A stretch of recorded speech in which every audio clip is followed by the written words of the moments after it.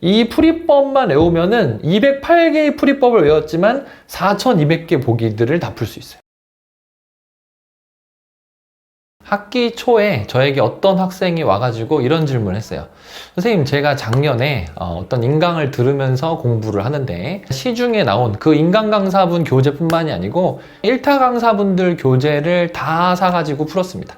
그리고 심지어 사설 모의고사까지 다 사가지고 풀었어요. 그런데 수능에서 3등급이 나왔어요. 저는 최선을 다해서 했는데 왜 3등급이 나왔을까요? 라고 어떤 학생이 저한테 질문을 하더라고요. 사실은 지금 이게 제일 안타까운 경우예요. 공부를 열심히 했는데, 진짜 열심히 했는데 성적이 안 나왔어. 공부 안 하고 놀고 성적이 안 나왔으면 그래 놀았으니까 이렇게 할 텐데, 공부를 열심히 했는데 성적이 안 나오면 최악이잖아. 이게 바로 약간 무지성 엔제 공부 때문인데, 엔제를 공부할 때 왜 엔제를 공부하는지를 모르고 아무 생각 없이 그냥 남들이 하니까, 혹은 기출문제 다 풀고 할 거 없으니까 엔제를 푸는 친구들이 요런 함정에 빠지거든요. 왜 엔제를 풀어야 할까? 각 시험마다 20문제 정도가 있고, 그 20문제 중에서 보기가 한 3개 정도씩 있죠. 실제로는 이것보다 조금 적긴 합니다. 왜냐하면은 한두 개 정도 보기가 기억, 니은, 디귿이 없는 문제도 있습니다. 그렇지만 대략적으로 60개 정도의 보기가 있다고 말할 수 있다. 그리고 1년에 시험 7번이 있으니까 이게 420개 정도의 보기가 있어요. 그래서 이거를 10년 동안 나온 거를 다 합치면은 대충 4200개 정도의 보기가 있습니다. 제가 보기 단위로 이 4200개 보기들을 다 유형을 분류했어요. 유형 분류를 했다는 건 뭐냐? 비슷한 풀이법을 가진 것들끼리 묶었습니다. 비슷한 풀이법을 가진 것끼리 묶었더니 4200개의 보기들이 한 208개 정도로 정리가 되더라. 그래서 제 책의 제목이 마이크로 매트릭스 208입니다. 다시 무슨 말이야? 이 208개의 유형들이 있고 각 유형마다 풀이법이 있습니다. 이 풀이법만 외우면은 208개의 풀이법을 외웠지만 4200개 보기들을 다 풀 수 있어요. 그리고 그 4200개 보기들이 그냥 과거의 보기로 끝나는 게 아니고 실제로 올해 수능에도 제가 분석을 해봤더니 올해 수능에도 요 208개 보기 중에서 55개가 겹치더라. 수능에 총 60개 보기가 있는데 대략적으로 60개 보기 중에서 55개 정도가 겹치더라 하는 것입니다. 그래서 제가 지금 이 말을 갑자기 엔제하다가 왜 했느냐? 자, 수능의 본질을 얘기할게요. 수능의 본질은 사실상 60개 보기 중에서 55개 정도는 이미 나왔던 겁니다. 60개 중에서 55개는 이미 출제가 됐던 거야. 그러니까 그 풀이법만 외우면, 제가 말하는 208개의 풀이법만 외우면 60개 중에 보기 중에서 55개는 맞출 수 있어. 여기서 바로 엔제의 필요성이 나오는데, 엔제는 왜 푸는 것이냐? 얘는 두 가지 필요성이 있어요. 하나는 지금 제가 말한 이 208개 유형들은 기출문제에서 뽑아낸 겁니다. 기출문제에서 뽑아낸 거기 때문에 기출에 이제껏 나오지 않았던 나머지 5개 보기, 나머지 5개 유형들은 기출문제만 풀어가지고는 맞출 수가 없어요. 그래서 엔제를 푸는 목적 1번은 무엇이냐? 바로 신유형 문제를 맞추기 위해서라고. 이게 사실은 제일 중요한 거고 학생들도 어느 정도는 이거를 알고 있을 겁니다. 엔제에는 기출문제에 넘는 조금 어렵고 새로운 유형들이 들어있기 때문에 그거를 좀 접하기 위해서 엔제를 기본적으로 일단은 푸는 것이죠. 그리고 또 한 가지는 뭐냐면은 당연히 아무리 엔제라고 해도 솔직히 그 중에 신유형의 비율보다는 기존에 제가 208개로 정리한 그런 유형에 중복되는 유형들이 많이 있어요. 그래서 기존 유형들을 좀 새로운 시각으로 복습하는 것이 엔제의 목적입니다. 그래서 일단 이것이 엔제를 푸는 목적이다. 이게 바로 엔제를 푸는 이유다 하는 것을 여러분들이 첫 번째로 이해를 해야 되고요. 그렇기 때문에 일단 첫 번째로 중요한 것은 사실은 뭐냐면은 엔제보다도 기출문제가 더 중요합니다. 아무래도 엔제를 푸는 목적은 신유형을 공부하기 위함인데 이 신유형은 5개 정도밖에 없어요. 실제 수능에서. 몇 개 없다 이거야. 사실 보통은 신유형보다는 기존 유형이 반복돼서 출제되는 비율이 더 높습니다. 그래서 일단 기출부터 똑바로 한 다음에 엔제를 풀어야 돼요. 그래서 기출이 똑바로 되지 않고 바로 기출 한 번 풀고 엔제로 넘어가는 것은 잘못되었다. 다시 말합니다. 기출을 한 번 풀면 안 됩니다. 기출을 끝내는 건 언제냐? 기출 문제를 풀었고 완전히 다시 한번 푸는 거야. 기출 문제집을 풀고 완전히 새롭게 다시 한번 풀어. 근데 다 맞았어. 그러면은 엔제 풀어도 돼. 근데 기출 문제를 풀었는데 나 풀었으니까 그냥 넘어가야지 하고서 그냥 넘어가. 그럼 실제로 여러분이 기출문제 공부가 똑바로 됐다고 말을 할 수 있을까요? 기출문제 공부가 똑바로 되지 않으면 60개 중에 55개 보기 중에 틀리는 게 있겠죠. 그래서 엔제가 무조건 좋은 것이 아니다.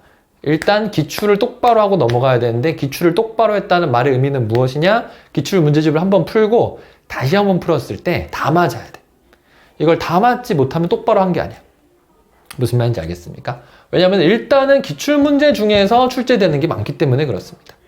그리고 그걸 다 맞았으면은 이제 엔제를 풀이를 들어가는 거야. 근데 여기서도 또 중요한 게 있어.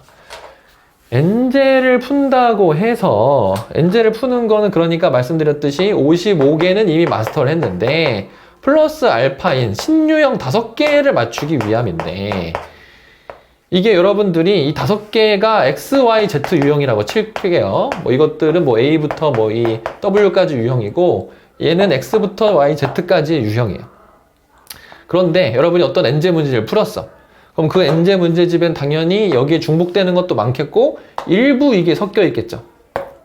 일부 이게 수능에 나올 만한 유형들이 섞여 있을 수도 있어. 그리고 여러분들이 그걸 풀었을 수도 있어.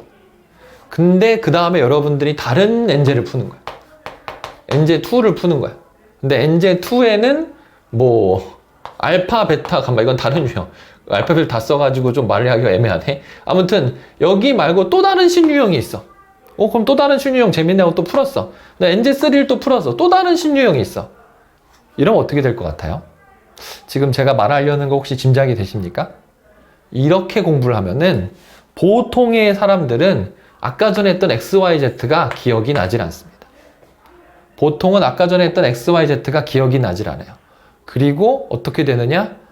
실제 시험에 XYZ가 나오면은 이거를 풀었음에도 불구하고 틀립니다. 다시 뭐라고? 수능 2달 전이나 아니면 수능 석 달 전부터 엔제 풀이에 들어가서 엔제 1에서 이걸 풀었어. 엔제 2에선 이걸 풀었어. 엔제 3에선 또 다른 신유형을 풀었어. 분명히 다 풀었지만 기억이 안 난다니까? 기억이 안 나가지고 막상 수능에 똑같은 보기가 나와도 틀린다니까? 왜냐하면은 아까 전에 기출문제집을 똑바로 해야 되는 이유랑 똑같은 이유인데 그러니까 자기가 한 번은 풀긴 했지.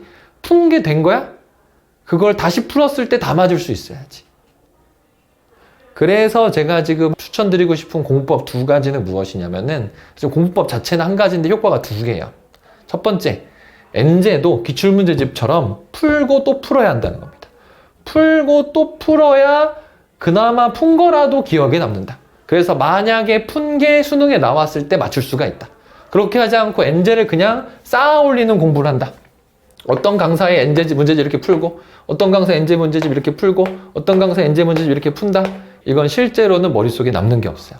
이렇게 하면 안 되고 웬만하면은 한번 풀고 또 풀어야 돼. 한번 풀고 또 풀어서 다 맞으면은 그 다음으로 넘어가야 돼. 그래서 일단 이게 제일 중요하고요. 이렇게 했을 때 두 번째 효과는 이렇습니다. 사실은 선생님 그렇게 공부를 했는데 선생님 한 번 풀고 또 풀었는데 시험에 이게 안 나오고 이게 나오면 어떡하죠? 이런 질문 할 수 있어요. 그거는 사실은 어떤 엔제 문제집들을 풀어도 마찬가지입니다. 여러분이 시중에 나온 엔제 문제집들을 모두 풀어도 마찬가지예요. 왜냐? 실제 수능에서는 시중에 나온 엔제 문제집이 생각하지 못한 새로운 보기가 나올 수도 있기 때문에. 그래서 어떻게 하란 말입니까? 그렇기 때문에 어떻게 해야 되냐면은 실제로 여러분들이 깨달아야 되는 것은 어떤 보기 하나를 풀고 그 보기를 외우는 게 아니고 그 보기를 이해하는 것입니다.